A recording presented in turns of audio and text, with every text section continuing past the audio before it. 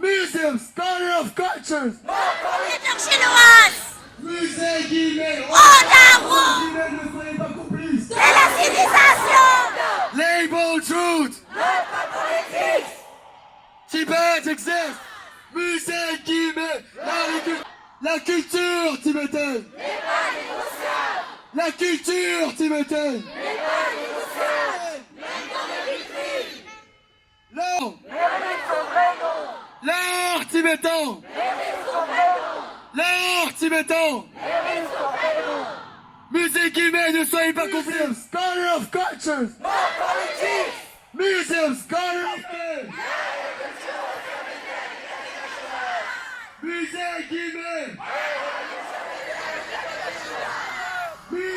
Nous sommes nommés le Tibet. L'art tibétain. Musée Guimet, ne soyez pas complices. Label Truth. Label Truth. Musée Guimet. Musée Guimet. Name Tibet. Name Tibet. Name Tibet. Museum. Nous sommes le Tibet existe. Name Tibet. Name Tibet. Museums, guardians of culture. Museums, guardians of culture. Ancien, mais de plus en plus puissant et prégnant.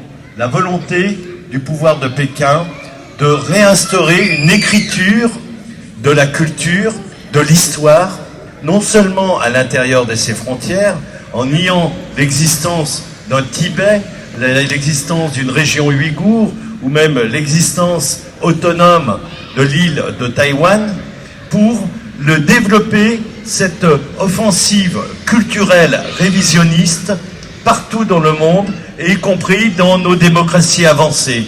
Nos démocraties qui sont dotées de très belles institutions culturelles, mais qui sont toujours à la recherche de financement. Et cette recherche de financement, comme par hasard, la Chine est là pour proposer de l'argent, pour proposer des moyens.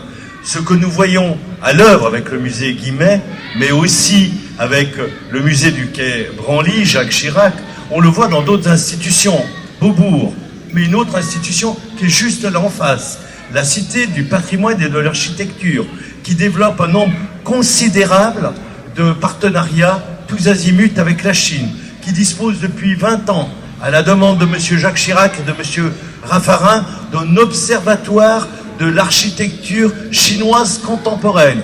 Pourquoi faire des voyages, un colloque une fois par an, entretenir des relations et là démultiplier la présence chinoise. Cet été, nous avions les Jeux Olympiques. Il y avait dans l'institution que je viens de nommer une grande exposition sur le sport et l'olympisme et l'architecture.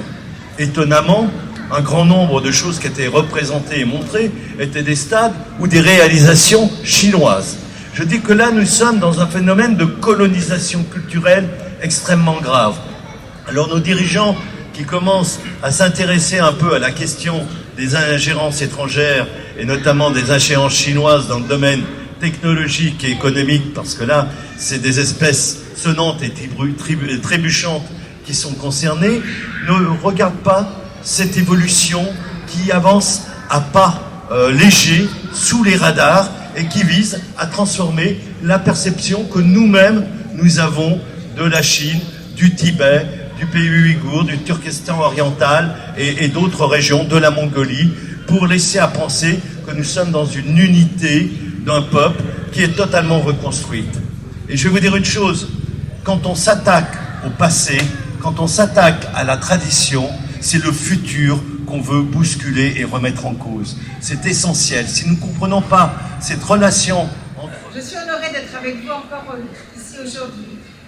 Samedi dernier, nous étions devant le musée Guimet pour réclamer ce que vous réclamez avec de façon tout à fait juste et légitime, à savoir que le Tibet ne soit pas effacé.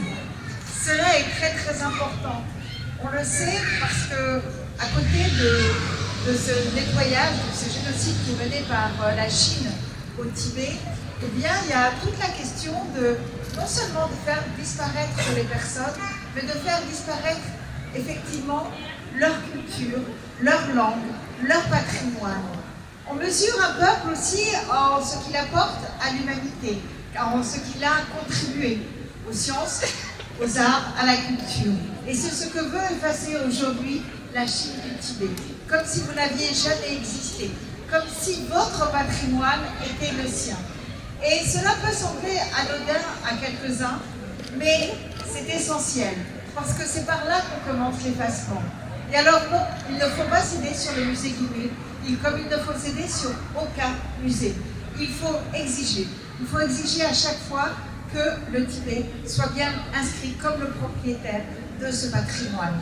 Je lisais hier qu'au Turkestan oriental, dans une phase ultime de l'effacement des Ouïghours, parce qu'effectivement le peuple tibétain et les peuples ouïghours sont ensemble dans ce combat, eh bien les Colois, aujourd'hui, ouvraient les cimetières, les tombent dans les cimetières, les sortaient à coups de bulldozer pour les enterrer ailleurs, et les familles avaient que de peu de temps pour venir chercher les corps de leurs ancêtres.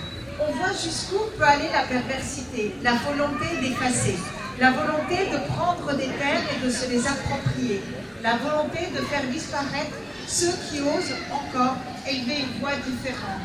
Alors oui, nous continuerons à être à vos côtés, oui, nous continuerons à demander à ce que le Tibet, comme le Turkestan oriental, soit reconnu, que votre patrimoine soit reconnu, que votre identité soit reconnue, parce que nous espérons qu'un jour, vous pourrez retourner au Tibet et que la question de l'autodétermination du peuple tibétain n'est pas un vieux rêve, n'est pas une vieille utopie, mais qu'elle se réalisera.